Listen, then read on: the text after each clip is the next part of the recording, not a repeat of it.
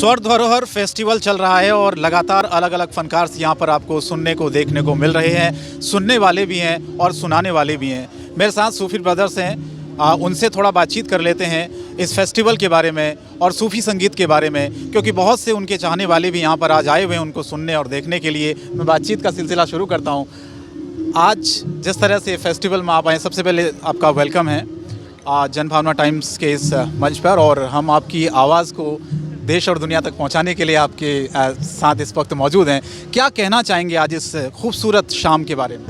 मैं कहूँगा कि आज की जो शाम है, स्वर धरोहर फेस्टिवल जो हो रहा है, और हिंदुस्तान की जान इंडिया गेट, इतना बड़ा प्रोग्राम, इतना खूबसूरत प्रोग्राम, और मीडिया के ज़रिए जो आप लोग मैसेज दे रहे हैं संगीत के द्वारा, सूफी रिज़म और सूफी संतों का देश हिंदुस्तान, तो मुझे बड़ी बात की खुशी है कि आज मैं उस ऑडियंस के सामने गाऊंगा कि जिन्होंने मुझे सिर्फ स्क्रीन पर सुना है।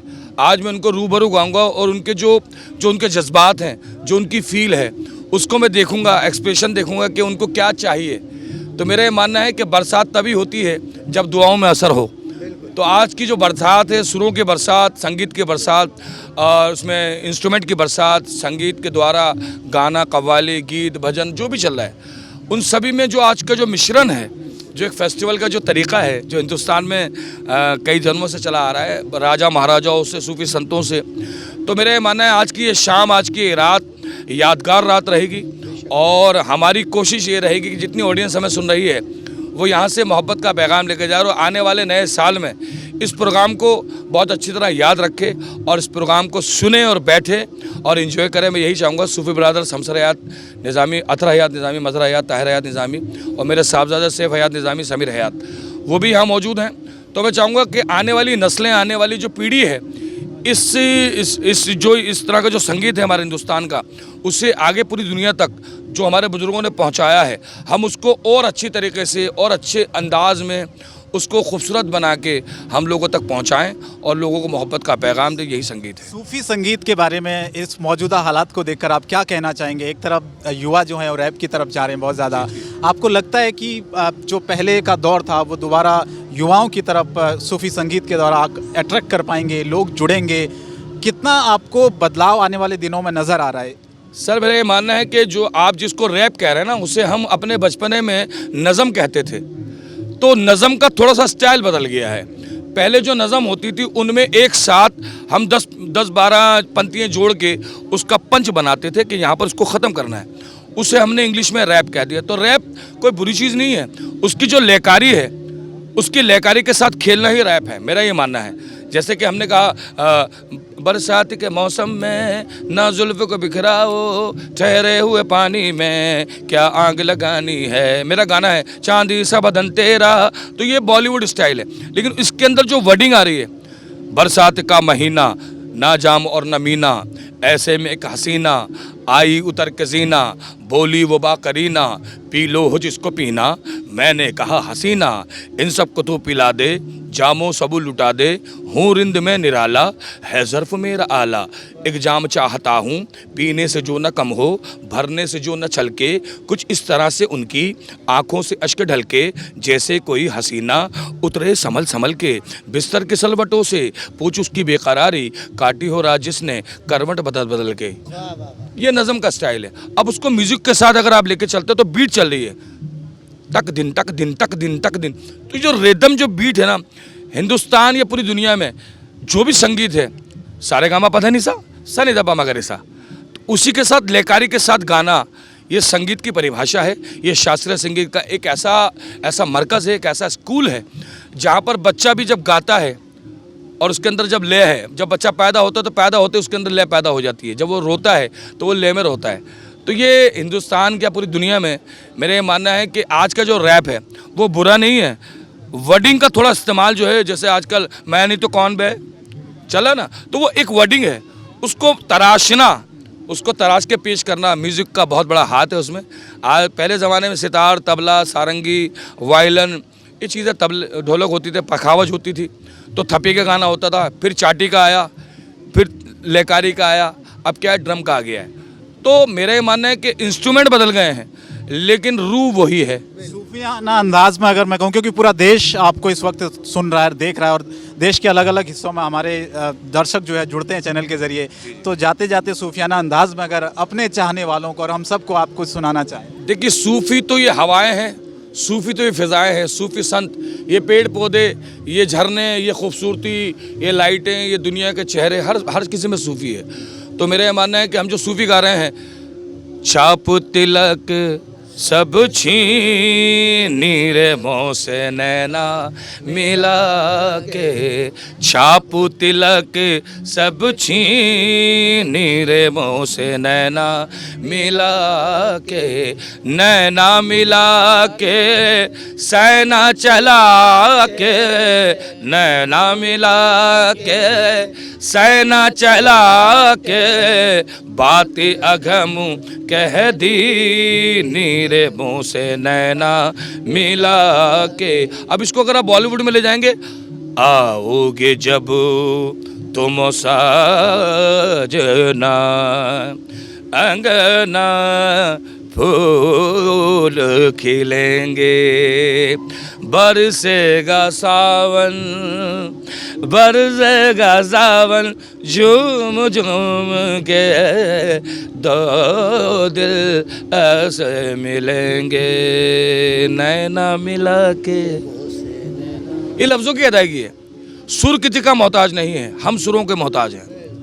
मन कर रहा है कि आपको सुनते रहें, लेकिन मैं थोड़ा सा आपसे भी जानना चाहता हूँ इस फेस्टिवल के बारे में, थोड़ा सा कैसा महसूस कर रहे हैं यहाँ पर आके और क्या संदेश देना चाहते हैं, और कुछ गुनगुनाइए भी आज, क्योंकि वक्त है। कहना चाहूँगा कि मुझे बहुत अच्छा लग रहा है आज यहाँ आके, क्योंकि काफ़ी टाइम के बाद इस तरह का माहौल हमारे दिल्ली शहर में, हिंदुस्तान में देखने को मिला है। बहुत अच्छा लग रहा है, काफ़ी खुशी का माहौल है, और जितने भी हमारे दर्शक हैं उनमें भी काफ़ी उत्सुकता है।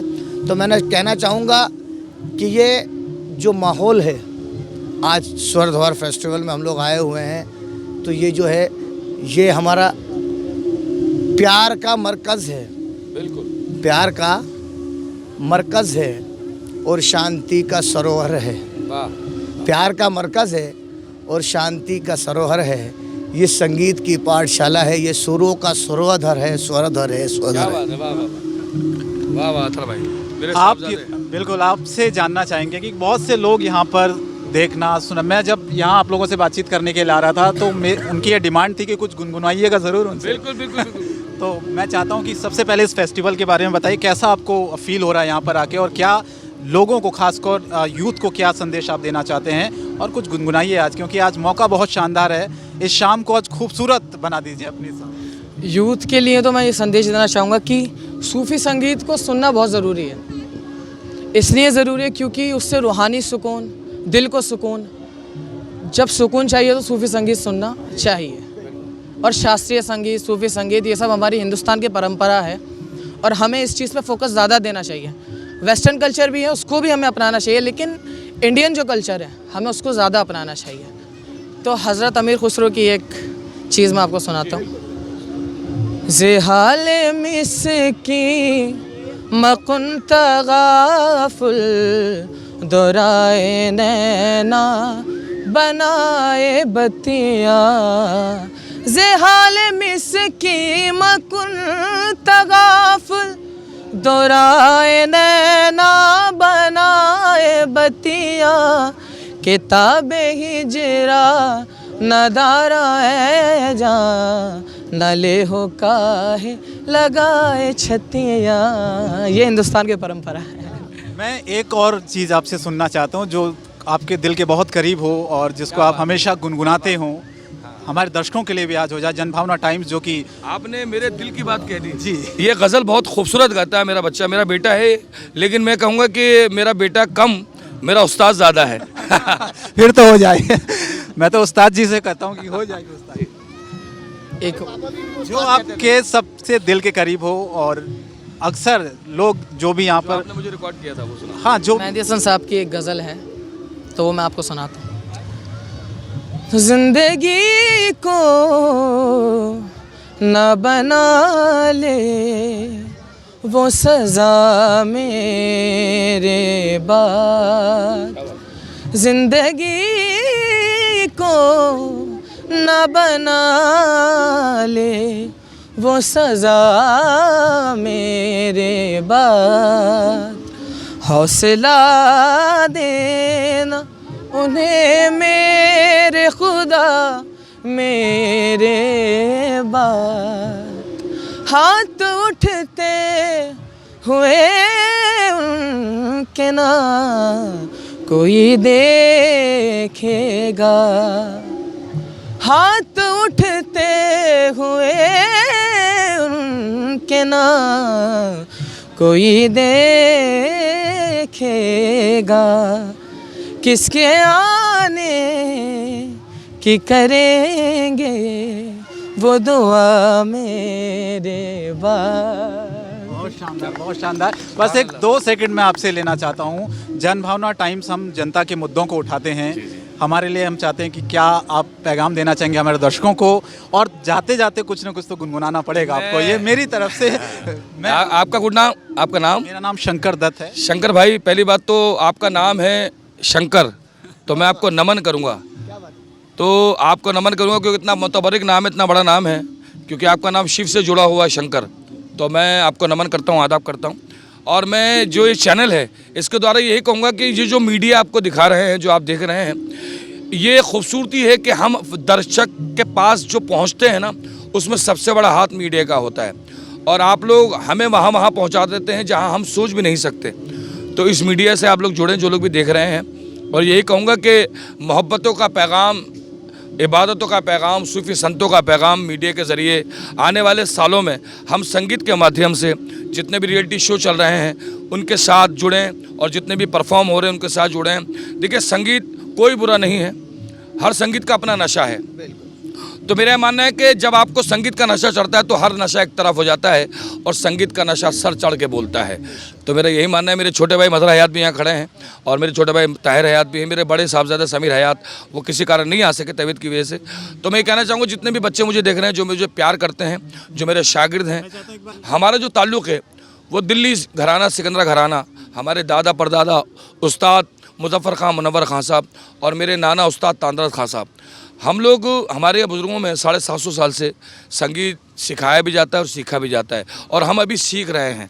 हम सिखाने के काबिल नहीं हैं, हम अभी लोगों से सुनते हैं, उनसे सीखते हैं। और मेरा ये मानना है कि उम्र गुजर जाती है लेकिन तालीम कभी ख़त्म नहीं होती। तो आपकी दुआ से, ऊपर वाले का करम है, मैं 52 का हो चुका हूँ, और अल्लाह का बड़ा एहसान है, साईं जी का, उस अल्लाह का, भगवान का, श्री राम का, श्री कृष्ण का, उस भोले बाबा का, कि मैं आज जो कुछ भी हूँ मेरे दर्शकों का प्यार है, और मेरे उन चाहने वालों की दुआएं हैं जो मुझे हर पल पल दुआएं देते हैं, और आज मुझे यहाँ तक पहुँचाया। मैं बहुत शुक्रगुजार हूँ, हमारी पूरी टीम, बहुत बहुत शुक्रिया, थैंक यू। सूफियाना शाम को आपने और सुंदर और खूबसूरत कर दिया यहाँ पर। मुझे और मेरे कैमरा पर्सन DP यादव को दीजिए इजाज़त, नमस्कार।